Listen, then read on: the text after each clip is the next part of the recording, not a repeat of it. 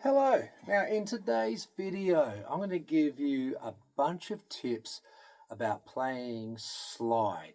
Now, when I first decided to get into trying to play slide, I remember that I'd heard that you'd had to tune the guitar to a particular chord, E, C, whatever, and then you would play your slide, and that was how it was achieved.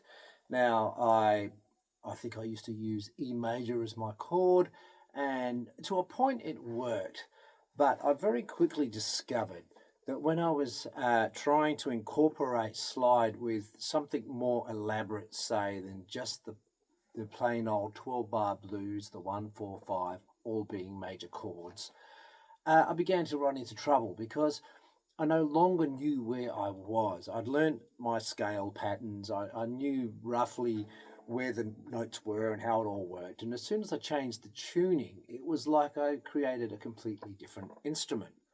So I, for a while, put slide aside, and it wasn't until much later that I then reignited my interest in it as a branch of my guitar playing. And I, over time, began to stumble across a way to play slide guitar in conventional tuning. Now, what I have discovered is that the guitar is leveraged very well for the key of G. So when people sometimes say, oh, what tuning do you use with your slide guitar playing? I'll say, oh, it's open G tuning. And they think I'm doing something fancy, but I'm not. I've got my guitar tuned up as a normal guitar. But now, to elaborate on this open G tuning, now if I was to play a G chord, great tuning, you'll find that the D, the G, and the B string are all open, and they create like a major chord. I can add the rest to it, but this will still function as an open G chord. Now, if I wanted a minor chord, I would use the last three strings. And that is like an E minor. So I have G major and E minor, all built in to conventional tuning. Now, that means then, say I wanted a D major chord, I would use my bar chord, but instead of using my finger, I would use my slide. And there I get a very serviceable major chord. If I wanted a minor chord, say A minor, I would choose those last three strings on the 5th fret. So this way, I can create major chords with the D, G, and B string, minor chords with the G, B, and E string, and I also can still utilize all of the shapes that I've memorized, like the blues scale,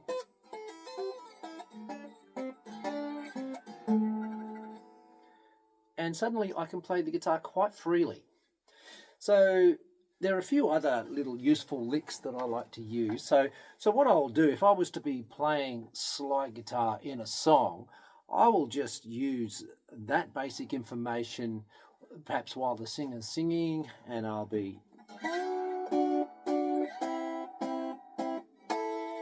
and playing chords away, whatever the chord progression is.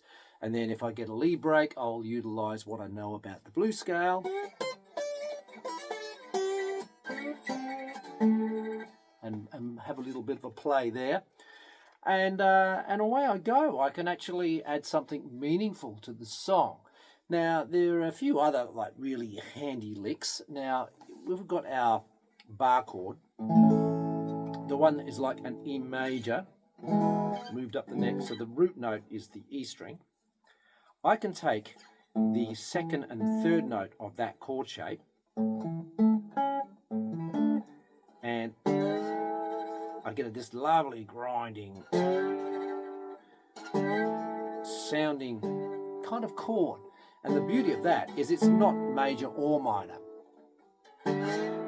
So I can put that over any chord and you get that nice growly sound. I could also do the same if I was using, say, this D major shape here on the 5th fret. Right? I would take the D and the G string, and again I'll get the same effect. So I have these things at my disposal. Now, a couple of other tips. When you're playing the slide, you don't go behind the fret. You need, because the slide itself is like a fret, so you need to make sure you're directly on the fret to get your intonation right. Now, the intonation is probably the hardest thing to really get the knack of when you're starting out playing slide guitar. But after a while, you do pick it up. And once you've got that going, then you can have quite a bit of fun. And it's also another sound, another texture to add to your arsenal of guitar playing tricks. So I'll sometimes be playing finger licks and then add some slide as well. So then in a short space of time, I may construct an improvisation that might be partly in the blues scale, and then I might move into something like a mixolydian mode. Then I might add a little bit of slide, and I won't be playing anything that difficult. But because I'm shifting gears frequently, it sort of dazzles the listener, and they begin to just lose track of what it is I'm exactly doing. They just hear like a lot of sounds and textures, and they come away quite impressed. But it's actually just smoke and mirrors. So let's just quickly summarize this. So we get our major chords with the slide from the D, the G, and the B string. We get our minor chords on the slide using our G, B, and E string. We can create a chord that isn't subject to major or minor, so I guess you could kind of call it a power chord using the, if it was a bar chord that was rooted on the E string, you would use the A and the D string.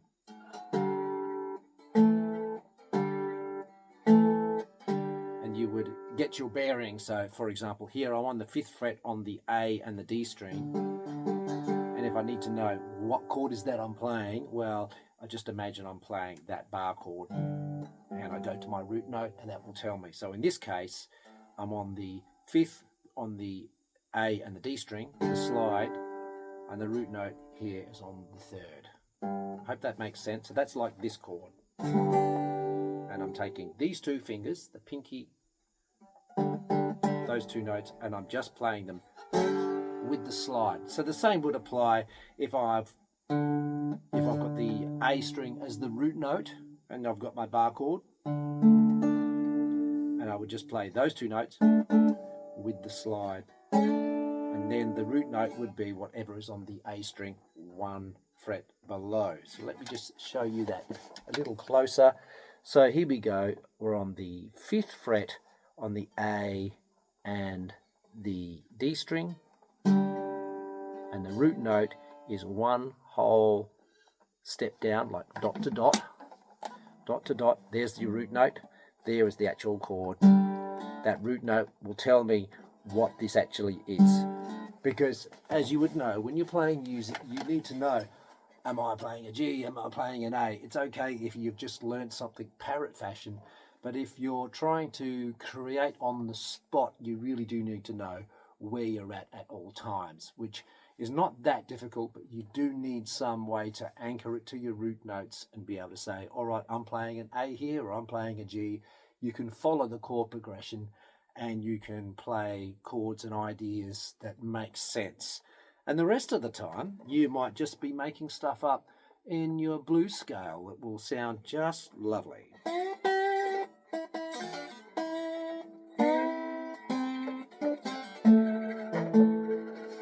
So have fun with that. Now, there are a lot of little licks. You'll probably begin to find some of your own. The slide guitar is a very versatile tool. Some of my favorite players make the slide guitar almost sound like a sitar, which I think is just really exciting. And then you've got people like George Harrison that use the slide really, really well. And obviously we have many great blues players that also use the slide. There was a fella, Brosnan, was his last name, and he played the Hawaiian slide guitar. I remember being very captivated by him. One last trick I remember that seeing him doing that is probably worth sharing is that he used to hit a harmonic. Let's try. And then move the slide up, which was quite thrilling. So have fun with that. Remember as well, when you hit a note, you might want to slide into that note. Just remember a bit of vibrato at the end is always very nice. And remember to stay on those frets. So, in summary, we have open G tuning is what we would call it. The major chord is on the D, the G, and the B string. The minor chords are found on the G, the B, and the E string. So that's like a G or an E minor. And then wherever you're located on the fretboard, remember there's that one step down to help you find your bearings as to what note you're actually playing. So I hope that all helps and gets the wheels in your head turning around. I might do another video later if we get a good response to this one to show you some of the licks that I like to use. And I hope this helps you on your guitar adventure.